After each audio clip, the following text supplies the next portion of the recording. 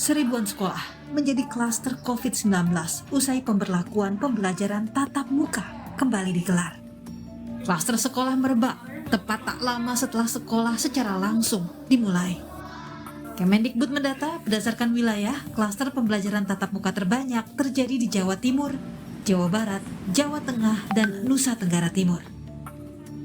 Juru bicara Satgas Penanganan COVID-19 Wiku Adhisa Smito mengatakan, menurut data per 23 September, dari 47.033 sekolah yang disurvei, hanya 2,77% sekolah yang menimbulkan klaster kasus COVID-19 selama PTM dilakukan. Per 23 September 2021, ada 1.302 klaster sekolah. Klaster terbanyak di sekolah dasar dengan 583 klaster. PAUD 251 klaster. SMP 244, SMA 109, SMK 70, dan SLB 13 klaster.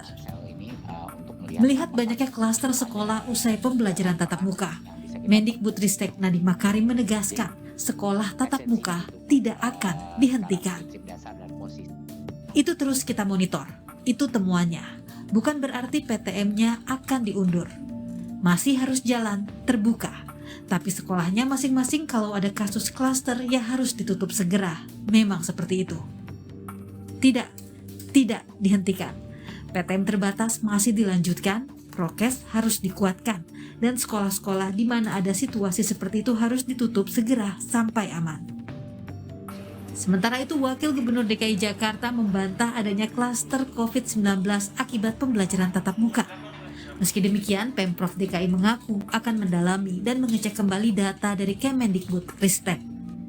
Alhamdulillah ya, sejauh ini di Jakarta memang sedang kami cek kembali, namun sejauh ini belum ada klaster di sekolah-sekolah di DKI Jakarta. Mudah-mudahan hasil nanti kita tunggu pengecekan dari Dinas Kesehatan dan Pendidikan. Mudah-mudahan harapan kita bersama tidak ada klaster di sekolah-sekolah yang kita lakukan tatap muka di Jakarta. Di Jakarta, data yang dirilis Kemendikbudristek menyebutkan dari 25 klaster, Jakarta Barat memiliki kasus terbanyak 8 klaster. Jakarta Timur sebanyak 6 klaster. Jakarta Utara 5 klaster. Jakarta Selatan 5 klaster. Sedangkan di Jakarta Pusat 1 klaster.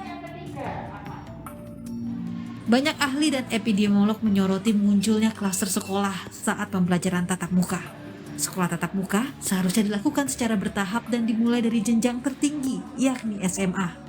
Pembelajaran tatap muka pada jenjang SD harusnya dilakukan paling akhir, sebab siswa SD sulit untuk menerapkan protokol kesehatan, serta anak usia SD di bawah usia 12 tahun belum menerima vaksin corona. Tim Liputan, Kompas TV.